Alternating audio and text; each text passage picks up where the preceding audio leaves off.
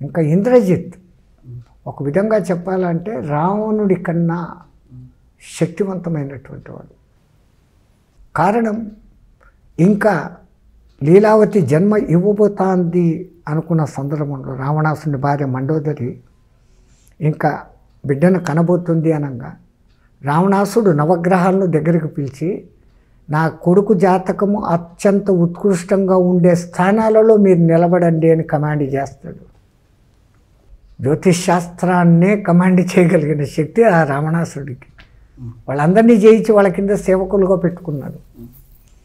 ఆ విధంగా పెట్టుకోబట్టి వాళ్ళని ఆ విధంగా కమాండ్ చేసినాడు. అట్లా అతి సుముహూర్తంలో ఏ ఏ గ్రహాలు ఎక్కడెక్కడ ఉండాలనో ఆ ఉన్న స్థితిలో పుట్టినవాడు. పుట్టినప్పుడే వాని ఏడుపు మేఘగర్జనలాగా ఉంది అని వానికి మేఘనాథుడు అని పేరు పెట్టినారు. రావణాసుడికి ఇంద్రుడికి శని ఒక కాలుని అటు మార్చినప్పుడే కదా శనిని అవన్నీ అంటారు. ఎన్నో ఉన్నాయి. ఇంకా ఇవన్నీ చెప్పుకుంటూ పోతే మనకు టైం ఎక్కడికి చాలదు. ప్రతి ఒక్కొక్క చిన్న దాంట్లో కూడా అంతటి వాడు రావణ కుంభకర్ణులు తపస్సులో కూర్చుంటారు. కూర్చున్నప్పుడు రావణాసుడు అడగరాని వడాలని అడుగుతాడు. ఒక్క మానవులు కోతులు తప్ప అని ఆయన వరం అడుగుతాడు. ఈడు నా అంత నిర్దయుడు ఇంకోడు ఉండకుండా నాకు నిర్దయ ప్రసాదించు అని అడుగుతామనుకుంటాడు కుంభకర్ణుడు. నిర్దయ, దయ అనేది నా మనసులో ఏమాత్రం ఉండకూడదు. దయ ఉంటేనే కదా మనం ఎవరిని ఏమి హింసించాం. దయ లేకపోతే నిర్దయుడుగా ఉంటే వాడు వాని యొక్క సుఖమే చూసుకుంటాడు. వీడు అడగదలుచుకునేది నిర్దయ. వాడు నిర్దయాన్ని అడిగినాడంటే లోకంలో ఉండేవాడికి అందరికీ వాడు దయ లేకుండా చంపేస్తాడని ఆ సరస్వతి మాత వాని నాలుకలో కొద్దిపాటి మార్పు చేసి నిర్దయ బదులు నిద్రయ అని అడిగినట్లు చెప్తారు.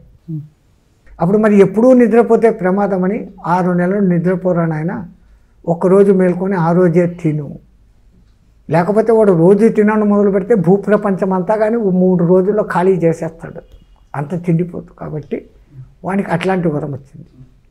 ఇంకా ఈ మేఘనాథుడు ఈ బ్రహ్మ ఎటువంటి వరాలు అడిగినా ఆ శ్రీమన్నారాయణుడు బ్రహ్మ వరాలకు భంగం కాకుండా ఎట్లో ఒకట్ల మనల్ని చంపేస్తాడు.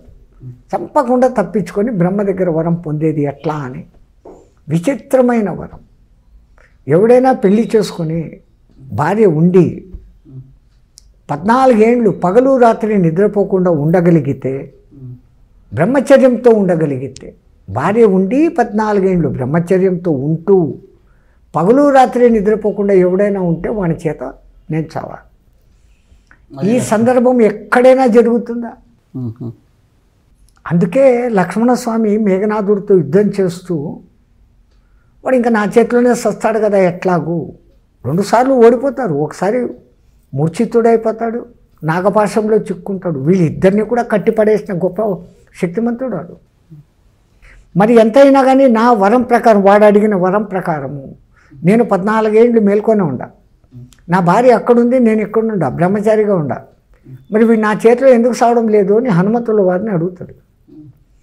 దానికి ముందే ఈ హనుమంతుల వారు ఈ యుద్ధం చేస్తూ చేస్తూ ఒకసారి అట్లా పైకి చూసినప్పుడు పైన ఇంకా ఈ మేఘనాథ వధ జరిగిపోతే తర్వాత జరగబోయేది రామరావణ యుద్ధము. నా భూతో నా భవిష్యత్తు పోలిక లేని యుద్ధం అది. సాగరో సాగర సమాన, గగనో గగన సమాన, రామరావణ యుద్ధం రామరావణ యుద్ధం. ఇంకా దానికి ఇంకో దాంతో పోల్చేకి లేదు. సముద్రానికి ఇంకో దాన్ని మనం పోల్చలేము, ఆకాశాన్ని ఇంకో దాంతో పోల్చలేము.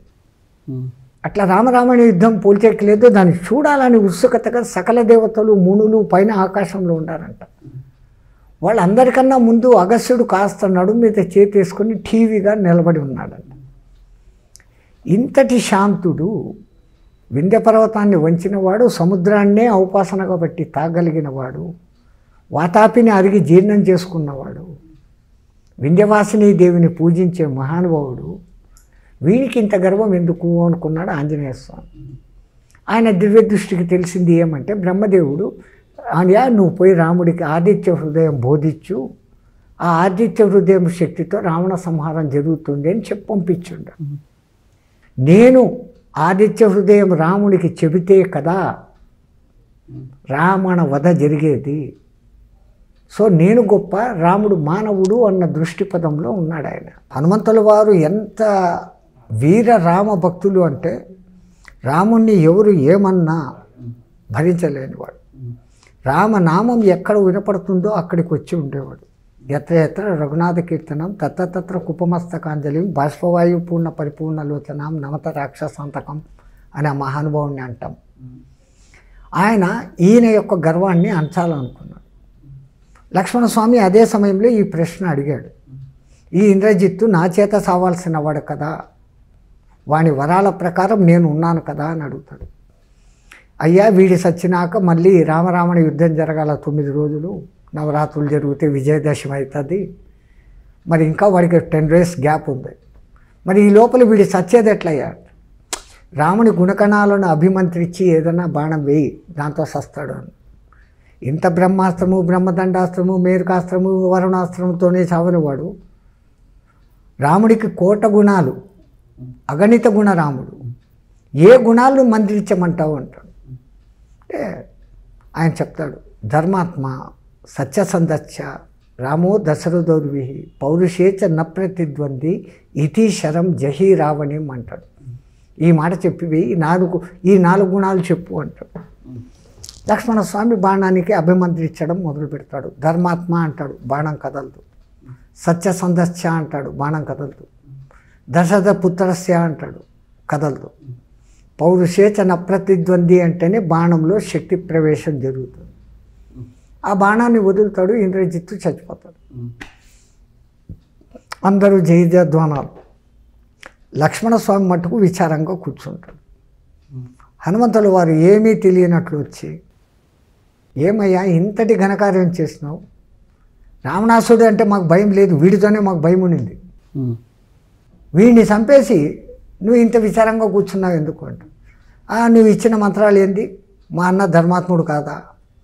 మా అన్న సత్యసంధుడు కాదా? మా అన్న దశరథుని కుమారుడు కాదా? మరి ఈ మూడింటిలో శక్తి చాలనం ఎందుకు జరగలే? పౌరుషేచ న ప్రతిద్వంది అన్నప్పుడే ఎందుకు శక్తి చాలనం జరిగింది? అది నా బాధ. అంటే అబ్బా ఇంత పెద్ద విషయాలు మేము ఎక్కడ చెప్పగలము?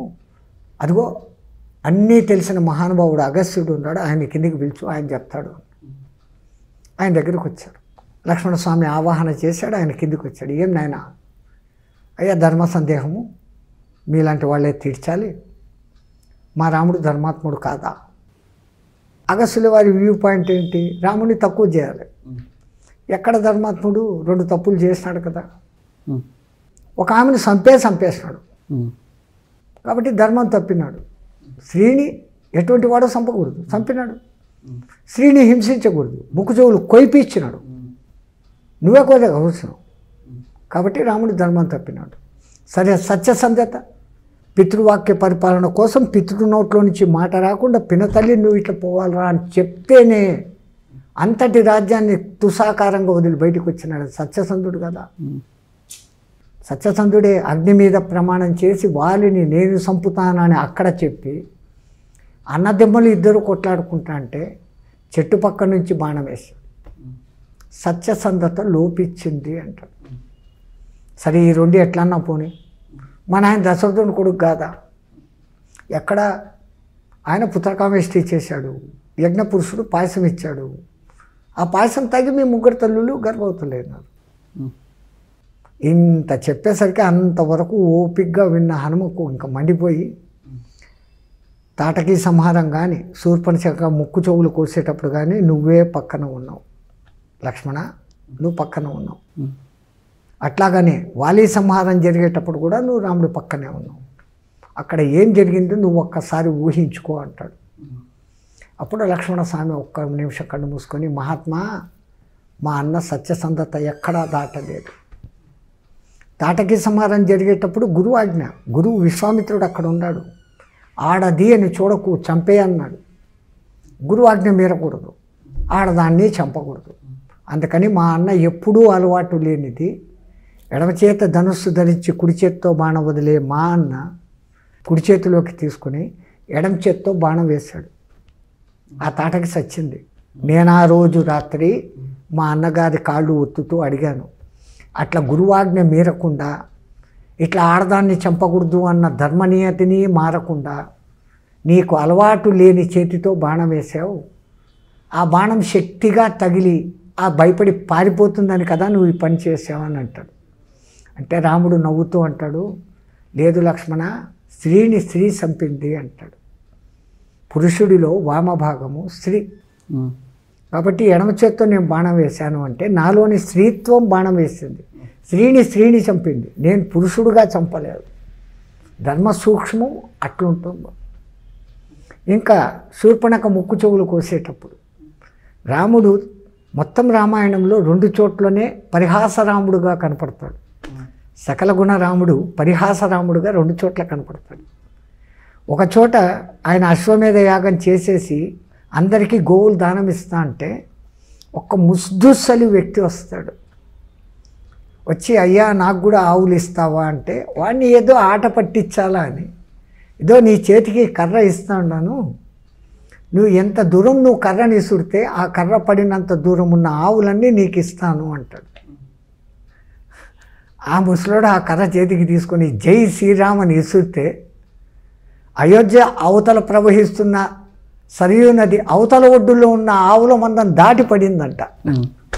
రామనామ శబ్ద మహిమ. అక్కడ కాస్త మజాక్ ఆడాడు రాముడు. ఇక్కడ అయ్యా నేనంటే భార్యావతి ఉంది, నా భార్య ఉంది, ఆడ పాపం భార్య లేకుండా ఉన్నాడు, బ్రహ్మచారిగా ఉన్నాడు, ఆడ దగ్గరికి పోని లక్ష్మణుని మీదికి ఎగదోస్తాడు. తోసి ఇట్లా అంటాడు లక్ష్మణ అని. ఈ సమజ్ఞ వాళ్ళకు ఇషారా కాఫీ అంటారు, అర్థం చేసుకునే వాళ్లకు చిన్న సూచన సారు. లక్ష్మణస్వామి ఆ మాటను వేరే విధంగా అర్థం చేసుకున్నాడు. మా అన్న ఇట్లా చూపించాడు 4 అంటే వేదాలు, వేదాలకు ఇంకో పేరు శృతులు, శృతులు అంటే చెవులు. ఇట్లా పైకి చూపించాడు, ఇట్లా పైకి చూపించాడు అంటే ఏంటి? స్వర్గము. స్వర్గానికి ఇంకో పేరు నాకము, నాకము అంటే ముక్కు అని కూడా ఉంది. ఓహో ఇది అందాన్ని చూపించి మమ్మల్ని ఆకర్షిస్తుంది, స్త్రీకి అందమైన అవయవాల్లో ఈ ముక్కు చెవులు కోసేస్తే అందవిహీన అయిపోతుంది అని నేను అనుకొని ఆ అన్న చెప్పినట్టు చేశాను అని అంటుంది. కానీ రాముడు చెప్పింది ఏంది? ఆయన చెప్పిన అర్థంలో నువ్వు వేదపారంగతుడివి, మహాబలశాలి శక్తివంతుడివి, నీ హృదయాన్ని స్థిరంగా పెట్టుకుని నువ్వే ఆలోచించి ఆమె నుంచి తప్పించుకునే ప్రయత్నం చెయ్యి అన్నట్లుగా ఆయన చెప్పి ఈయన ఇట్లా అర్థం చేసుకున్నాం. కాబట్టి మా అన్న అక్కడ తప్పు చేయలే. ఇంకా వాలి వధలో కూడా వాలికి ఈపు మీద బాణం తగలేదు మహాత్మా. వాలి ఎంతటి శక్తివంతుడు అంటే 100 మందితో యుద్ధం చేస్తూ ఉన్నా ఇంకొకడు ఎక్కడైనా దూరం నుంచి తన మీదికి ఎటువంటి ఆయుధమైనా ప్రయోగించడానికి వరలో నుంచి కత్తి తీస్తేనో వింటి నారిని సారగదీస్తేనో వచ్చే చిరు శబ్దానికి కూడా వెనక్కి తిరిగి చూసి ఆ శబ్దం వస్తున్న శబ్దం చేసిన శత్రువును అప్పటికప్పుడు హతమార్చేంత బలవంతుడంట వాలి. ఇప్పుడు ఇక్కడ రామచంద్రుడు నారి సంధించిన శబ్దాన్ని చూసి తిరిగాడు. అది వక్షస్థలంలోనే గుచ్చుకునేది. దొంగ దెబ్బ తీలే రామ. మీరు అనేక చిత్రపటాల్లో చూడండి, సినిమాల్లో చూడండి, ఇక్కడ బాణం తగిలి పడుకున్నట్లే ఉంటాడు కానీ ఈ మీద దొంగ దెబ్బ బాణం పడినట్టు ఉండదు వాలి. తో అట్లా జరిగింది. ఇంకా నాకు ఒక్క అనుమానము, నిజమే మా నాయన అశ్వమేధ యాగం చేశాడు, దాని మూలంగానే కలిగి ఉండొచ్చు అంటే అది నాకు తెలుసు. యజ్ఞపురుషుడు పాయసం ఇచ్చేటప్పుడు శ్రీమన్నారాయణుని చతుర్విధ తత్వాలను దశరథునిలో ప్రవేశపెట్టాడు. ఆయనలోకి చేరేది శుక్లశోణితమై వీర్యమై మీ తల్లి గర్భాలలో పడి ఎన్నో జన్మల పుణ్యఫలంగా మీరు పుట్టారు. అయ్యా అగస్య, సూర్యుడికి ఆదిత్య హృదయం బోధించిందే మా శ్రీమన్నారాయణుడు. ఆ శ్రీమన్నారాయణుడే సాక్షాత్ మా శ్రీరామచంద్రుడు. నువ్వు వచ్చి ఆయనకు బోధిస్తావా అని అన్నప్పుడు అగస్త్యుడు గర్వభంగమై, నాయనా హనుమ, నా బుద్ధి గడ్డి తిని ఇంత నేను అహంకరించాను, రామతత్వం కనుక్కోలేకపోయాను, నన్ను క్షమించుని పోయాడట.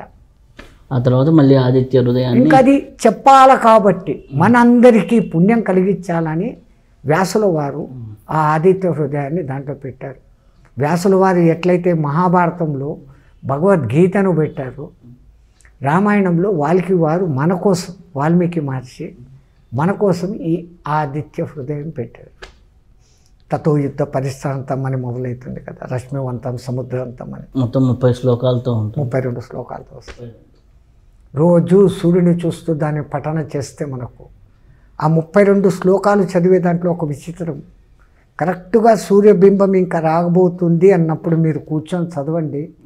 ఈ 32 శ్లోకాలు పూర్తి అయ్యేసరికి సరిగ్గా సూర్యబింబం సంపూర్ణంగా మనకు సూర్య భగవాను దర్శనం అవుతుంది. ఆ తొలి కిరణాలు మన శరీరాన్ని తాకుతాయి. మన ఒంట్లో ఎన్నో ఆరోగ్యకరమైన మార్పులు ఆ అల్ట్రావైలెట్ ఇంట్రారెడ్ అనే అదృశ్య కిరణాలు అనుభవం ఒళ్ళును ఆరోగ్యం చేస్తాయి. అందుకని ఆదిత్య హృదయం చదవండో అంటాం. జై శ్రీరామ్.